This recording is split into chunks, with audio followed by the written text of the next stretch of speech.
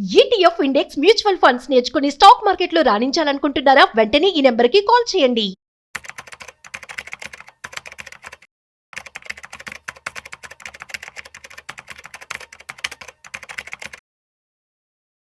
Hi hello నమస్తే, welcome to business bars with Raju Pasupuleti on Suman TV. అయితే ఈ వారం మార్కెట్ ఎలా క్లోజ్ అయింది మనం చూస్తున్నట్లయితే ఒకదాని తర్వాత ఒకటి ఏదో ఒక క్లామిటీస్ కావచ్చు, ఒక ఇష్యూ అయితే జరుగుతూ ఉంది మన ఇండియాలో.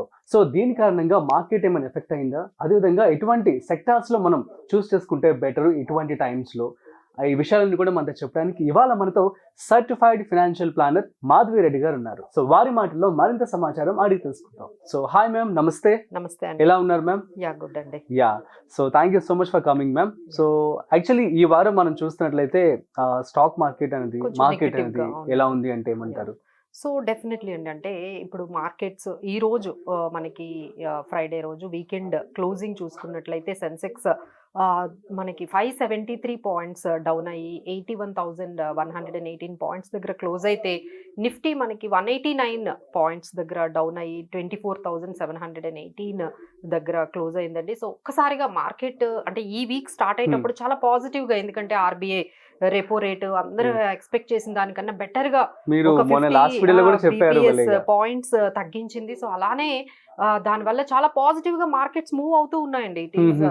సో ఆల్మోస్ట్ 25,000 కూడా అబౌవ్ మార్కెట్, అంటే మనం ఏమనుకున్నాం అంటే 24,500 తర్వాత 25,000 వరకు మార్కెట్స్ మూవ్ అవుతాయి అనుకున్నాము. అంతకు మించి మనకి 25,200 కూడా మార్కెట్ 25,000 దాటి 25,200 వరకు వెళ్ళింది. బట్ ఒక్కసారిగా ఎప్పుడైతే ఇజ్రాయెల్ ఈ ఇరాన్ ఏవైతే మన జియో పొలిటికల్ టెన్షన్స్ చాలా హై ఎండ్ కి వెళ్ళిపోయి, అంటే అక్కడ ఎమర్జెన్సీని కూడా వాళ్ళు డిక్లేర్ చేసుకున్నారండి. సో సిచ్యువేషన్ అయితే చాలా టెన్స్డ్ గా ఉంది. సో ఇమ్మీడియట్లీ ఎప్పుడైతే ఆ న్యూస్ వచ్చిందో, మార్కెట్స్ ఏదైతే పాజిటివ్ గా స్టార్ట్ అయ్యాయో ఈ వీక్, సో లాస్ట్ ఈ రోజుకి వచ్చేటప్పటికి కొంచెం నెగిటివ్ గానే కనిపిస్తున్నాయండి. సో ఇదే ట్రెండ్ మనకి నెక్స్ట్ వీక్ కూడా ఇదే టెన్షన్స్ తో మార్కెట్ ఓపెన్ అయ్యే ఛాన్సెస్ అయితే మనకి ఎక్కువగా కనిపిస్తున్నాయి. ఎందుకంటే క్రూడ్ ఆయిల్ అండి, ఎస్పెషల్లీ క్రూడ్ ఆయిల్, ఎందుకంటే ఇరాన్ లో ఎక్కువగా క్రూడ్ ఆయిల్ కి మనకి సంబంధించిన రిజర్వ్స్ ఉంటాయి. సో అవన్నీ డిస్టర్బ్ అవుతున్నాయి. దానివల్ల ఒక్కసారిగా 11% crude oil prices international market లో పెరిగాయి. అది ఖచ్చితంగా మన ఇండియన్ ఎకానమీకి, మన ఇండియన్ మార్కెట్స్ కి అది నెగిటివ్ న్యూస్. క్రూడ్ ఆయిల్ అనేది $75 పర్ బ్యారెల్ అండి, అంటే బిలో $70 అంటే $65, $67 పర్ బ్యారెల్ ఉండేది. ఒక్కసారిగా ఎప్పుడైతే ఈ యుద్ధ భయాలు అనేవి మనకి ఇరాన్ ఈ పర్టికులర్ సిచ్యువేషన్ లో, ఈ మిడిల్ ఈస్ట్ లో, ఎస్పెషల్లీ మిడిల్ ఈస్ట్ లో ఏవైతే టెన్షన్స్ వచ్చాయి, ఇమీడియట్ గా అది $75 వరకు వెళ్ళిపోయింది. సో అదైతే కొంచెం దానివల్ల మార్కెట్స్ కొంచెం నెగిటివ్ గానే మనకి కనపడుతున్నాయండి. బట్ ఓవరాల్ గా మనం చూసుకున్నట్లయితే ఇప్పటికీ మార్కెట్ ఈ రేంజ్ లో, అంటే ఒక టైంలో అయితే అది 24,400 ఆ రేంజ్ లోకి వెళ్ళినా, బట్ ఈ రోజు మనం చూసుకున్నట్లయితే 24,700 దగ్గర మనకు హోల్డ్ చేసింది. సో ఈ విధంగా మనం మార్కెట్స్ 24,500 నుంచి 25,000 ఈ రేంజ్ లో మనకి మార్కెట్స్ నెక్స్ట్ వీక్ కూడా ఈ పర్టికులర్ దేంట్లోనే స్టక్ అయినట్టుగా మనకి కనిపిస్తున్నాయండి. సో ఇంకా మనకి డౌన్ సైడ్ ఉందా అంటే, బేస్డ్ ఆన్ ది టెన్షన్స్ ఎంత వరకు వెళ్తాయి, వాళ్ళు ఇంకా న్యూక్లియర్ ఏవైతే మిజైల్స్ ని వాడుతూ ఉన్నారు యుద్ధంలో, చాలా డ్రోన్స్ ఎక్కువగా వాడుతూ ఉన్నారు, చాలా నష్టం జరుగుతుంది. సో ఇది ఏ విధంగా వెళ్తుంది, మిగతా కంట్రీస్ ఏమైనా యుఎస్ లాంటి కంట్రీస్ దీంట్లో ఏమైనా ఇన్వాల్వ్ అవుతాయా, దాన్ని బట్టి మనకి మార్కెట్ అనేది రెస్పాండ్ అనేది మనకి నెక్స్ట్ వీక్ అయితే ఉంటుందండి. బట్ మార్కెట్ అయితే మాత్రం చాలా కొంచెం ఈ వార్ వల్ల నెగిటివ్ గానే ఉన్నట్టుగా కనిపిస్తుందండి. Okay, super. సో నెక్స్ట్ వచ్చేసి మరి ఇటువంటి టైంలో ఏమైనా బెస్ట్ సెక్టార్స్ ఒక 3 సెలెక్ట్ చేసుకోవచ్చు అంటే, వాటిని ఇన్వెస్ట్మెంట్ చేయాలంటే ఏం సెలెక్ట్ చేస్తారు? సో ఇప్పుడు ఏంటంటే, ఇది మన ఇండియాలో మన ఎకానమీలో ఏమి పెద్దగా మనకి నెగిటివ్ కాదండి. But because of global news వల్ల మార్కెట్స్ అన్ని కూడా ఈ పర్టికులర్ టెన్షన్స్ ఏవైతే జియో పొలిటికల్ టెన్షన్స్ వల్ల మార్కెట్స్ ఎప్పుడైతే అది కొంచెం వాళ్ళిద్దరూ, అంటే ఆ రెండు కంట్రీస్ కొంచెం కానీ వాళ్ళు పీస్ స్టాక్స్ వైపు కానీ ఎవరైనా మీడియేట్ గా వెళ్ళి ఏదైనా కొంచెం దాన్ని తగ్గించినట్లయితే ఇమీడియట్ గా ఆ న్యూస్ కి మార్కెట్ పాజిటివ్ గా వెళ్తుందండి. సో ఎవరైనా ఈ ఆపర్చునిటీ ఏదైతే ఇప్పుడు ఈ ఫాల్ చూస్తున్నారో, సో ఈ ఫాల్ లో ఏమైనా మీరు బై చేసుకోవాలనుకుంటే you can focus on oil companies అండి. ఎప్పుడైతే ఆయిల్ మనకి క్రూడ్ ఆయిల్ ప్రైజెస్ మనకి ఇంటర్నేషనల్ పెరిగాయో, సో మీరు కొన్ని ఆయిల్ కంపెనీస్ ని బై చేసుకోవచ్చు, లైక్ ఓఎన్జీసీ, హెచ్పిసిఎల్, అలానే డిఫెన్స్. ఈ టైంలో ఎక్కడ చూసినా మనకి యుద్ధాలే కనిపించినట్టుగా కనిపిస్తున్నాయి. సో ఎక్కువగా డిఫెన్స్ లో ఇన్వెస్ట్ చేస్తూ ఉన్నాయి అన్ని కంట్రీస్. డిఫెన్స్ లో చాలా ఇన్వెస్ట్ చేస్తున్నాయి. సో మీరు మన ఇండియాలో కూడా డిఫెన్స్ కంపెనీస్ ని కావాలంటే BDL, అలానే మనకి HAL ఇలాంటి డిఫెన్స్ కంపెనీస్ లో కూడా మీకు ఏమైనా మంచి ఆపర్చునిటీ వస్తే మీరు బై చేసుకోవచ్చండి. అలానే US చైనా ట్రేడ్ టాక్స్ కొంచెం పాజిటివ్ గా వెళ్తున్నాయి.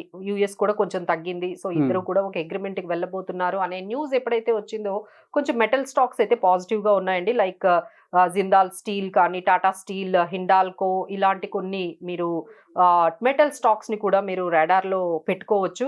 అండ్ ఎస్పెషల్లీ ఇప్పుడు మన గవర్నమెంట్ ఏం చేస్తుందంటే ఈ జనరల్ ఇన్సూరెన్స్ అంటే వెహికల్ మనం ఏవైతే 2 వీలర్స్ ఇవన్నీ ఏవైతే మోటార్ ఇన్సూరెన్స్ ఉందో వాటి ప్రీమియమ్స్ పెంచడానికి కొంచెం అంటే పాజిటివ్ గా కనిపిస్తుందండి. సో ఈ విధంగా ప్రీమియమ్స్ కానీ పెంచినట్లయితే డెఫినెట్లీ ఆ కంపెనీస్ ఏవైతే ఆ ఇన్సూరెన్స్ జనరల్ ఇన్సూరెన్స్ లో ఉన్నారో ఆ కంపెనీస్ కి కొంచెం పాజిటివ్ మూవ్మెంట్ వచ్చే అవకాశాలు కనిపిస్తుందండి. లైక్ ICICI లాంబార్డ్ కానీ, నేషనల్ ఇన్సూరెన్స్, బజాజ్ ఫిన్సర్వ్ ఇలాంటివన్నీ కూడా కొంచెం పాజిటివ్ గా ఈ న్యూస్ తో వెళ్లే అవకాశాలు ఉన్నాయి. సో ఈ విధంగా మనకి ఓవరాల్ గా కొంచెం స్టాక్ స్పెసిఫిక్ గా మీరు ఏమైనా కొన్ని లార్జ్ క్యాప్స్ లోకి ఎంటర్ అవ్వాలంటే ITC, Bharti Airtel, ICICI, Tata steel, Bajaj Finserv ఇలాంటి కంపెనీస్ లోకి వెళ్ళొచ్చు. అలానే మిడ్ క్యాప్స్ అంటే PEI industries, HPCL, small caps అయితే PNB ఫైనాన్స్, NBCC ఇలాంటివి కొన్ని మనం సెలెక్టివ్ గా కొంచెం స్ట్రాంగ్ గా ఏవైతే మన రిజల్ట్స్ ఇచ్చాయో ఆ కంపెనీస్ కి మనం చెప్పినట్టుగా కొంచెం ఇవి ఎగ్జాంపుల్ మనం చెప్తున్నాము. సో ఎవరైనా ఆపర్చునిటీగా తీసుకొని లాంగ్ టర్మ్ లో ఇన్వెస్ట్ చేసుకోవాలి అనుకుంటే మనం కొన్ని స్టాక్స్, సెక్టార్స్ అయితే స్పెసిఫై చేసాం. ఓకే, IT, ఫార్మా, ఆటో ఈ మూడిట్లో ఏ స్టాక్ పిక్ చేసుకుంటే షార్ట్ టర్మ్ ర్యాలీ ఇవ్వగలదంటే ఏం చెప్తారు? సో షార్ట్ టర్మ్ ర్యాలీ అనేది ఏంటంటే ఇప్పుడు ఇదేంటంటే మొమెంటమ్ స్టాక్స్ ని కొంతమంది బాగా ఇష్టపడి బై చేస్తున్నారండి. వాటిల్లోనే మనము ఇప్పుడు ఈ మొమెంటమ్ స్టాక్స్ లోనే మనం డిఫెన్స్ చెప్పాము, ఆయిల్ కంపెనీస్ కి సంబంధించినవి చెప్పాము. IT కంపెనీస్ ఏంటంటే డిపెండింగ్ అపాన్ ద యుఎస్ లో ఉండే ఎకానమీ బట్టి మనకి మారుతూ ఉంటుంది. అక్కడ వచ్చే డేటా ఎలా ఉందో దాన్ని బట్టి చేంజ్ అవుతూ ఉంటుంది. సో ఒక్కసారిగా దాన్ని ఆలోచించి తీసుకోవాలండి. బట్ ఎస్పెషల్లీ మీరు ఫార్మా రిలేటెడ్ కన్నా హెల్త్ కేర్ స్టాక్స్ ఏమైనా కావాలి అనుకుంటే మీరు హెల్త్ కేర్ స్టాక్స్ లో అయితే ఇన్వెస్ట్ చేసుకోవచ్చండి.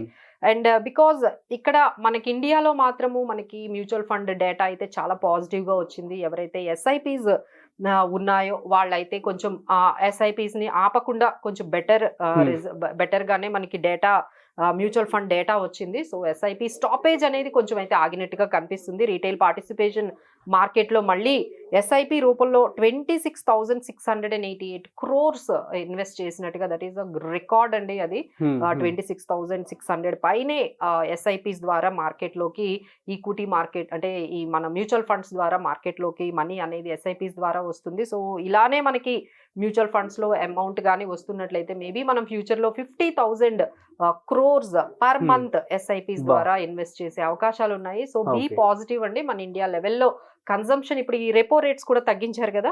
సో దీని వల్ల మనకి రియాలిటీ స్టాక్స్ కానీ లేకపోతే కన్సంప్షన్ స్టాక్స్ కానీ ఇంకొంచెం బెటర్ గానే అయ్యే ఛాన్సెస్ ఉన్నాయి. సో బీ పాజిటివ్ అండి. That's it guys. సో ఈ వారం చూస్తున్నట్లయితే స్టాక్ మార్కెట్ అనేది కొంచెం లోలో ఉన్నట్లుగానే చెప్తున్నారు. సో నెక్స్ట్ వీక్ ఎలా ఉండబోతుంది అంటే అది కూడా మేబీ ఈ యొక్క వార్ కావచ్చు, ప్రస్తుతం ఉన్నటువంటి జియోగ్రాఫికల్ కండిషన్స్ వల్ల కూడా కొంచెం చేంజ్ అయ్యే ఛాన్స్ అయితే ఉంటుందని చెప్పి అంటున్నారు. మీరైతే చాలా తెలివిగా ఇన్వెస్ట్మెంట్ చేసుకోండి. అట్ ది సేమ్ టైం మీకు కనుక ఏమైనా డౌట్స్ అంటే ప్లీజ్ కామెంట్ చేయండి, మేము మీకు రిప్లై ఇస్తాం. So thanks for watching. మరొక ఇంట్రెస్టింగ్ కాంటెంట్తో మళ్ళీ కలుద్దాం. అంతవరకు చూస్తూనే ఉండండి సుమన్ టీవీ.